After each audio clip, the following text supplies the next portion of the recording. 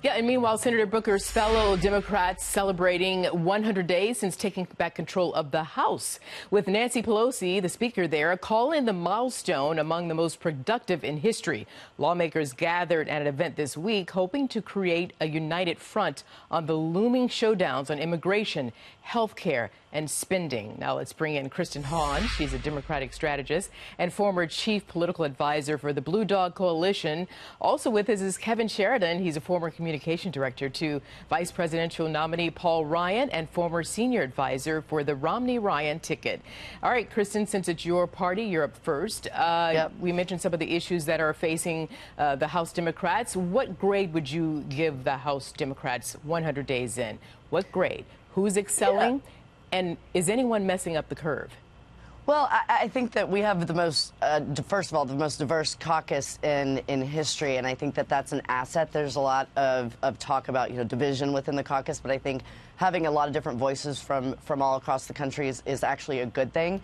And I would say that, the Democrats in the House are willing to work with the Republicans in the Senate and Donald Trump on any number of different issues. We were able to actually pass pretty monumental criminal justice reform, where Senator Dick Durbin, a Democrat in the Senate, took the lead with Jared Kushner, and that was, I don't think enough attention was paid to that because it was a pretty big deal. So I think that there's a lot that we can do all together, but let's keep in mind that the Democrats control the House of Representatives, but the Senate's controlled by the Republicans. Right. We'll so talk we about all that need to in a come second. together. I get your point. We'll talk about that in a second, but and hang on, Kevin. I'm going to jump in, get you jump in a second, but sticking with you, Kristen, because you've talked about the diversity, the diverse voices in the House right now, which is a good thing. But are they able to? Have they found their footing in terms of taking the ideas from all the various places that are now being contributed and trying to figure out a way to make that work for the House Democrats? Yeah, I think it's a really good question. There's a lot of attention paid to kind of the far left, your Ocasio-cortezes, those type of people. I think there's not enough attention paid to people like Stephanie Murphy. She's head of the current Blue Dog Coalition, but has been working diligently behind the scenes to make changes to, say, the rules package, which is, the rules that govern what comes to the floor. For the first time since 2001, she negotiated a bipartisan rules package, which passed with Republican votes. So I think that there are smaller things that are happening that aren't necessarily people aren't paying attention to. All right, Kevin, you get to grade now. You get to grade the House Dems on balance. On balance, I want you to grade them on working with the president as well as providing checks and balances. How are they doing? Well, I sympathize with Kristen, who does work with the Blue Dogs, and right now I would not give them the A grade out of that caucus. The left, the freshmen in that caucus have clearly captured the headlines, captured the energy of the party. If you couple that with what the presidential candidates are doing, where Bernie Sanders is leading the field, and everybody has pretty much adopted the same very far left positions on Medicare and Medicare for all, and trillions of dollars in new spending on a Green New Deal and everything else.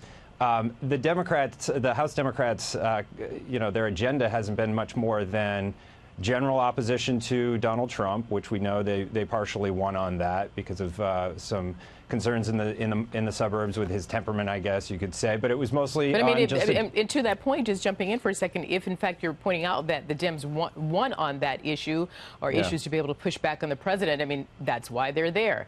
As we all know, elections have consequences. So are they doing their job in that regard?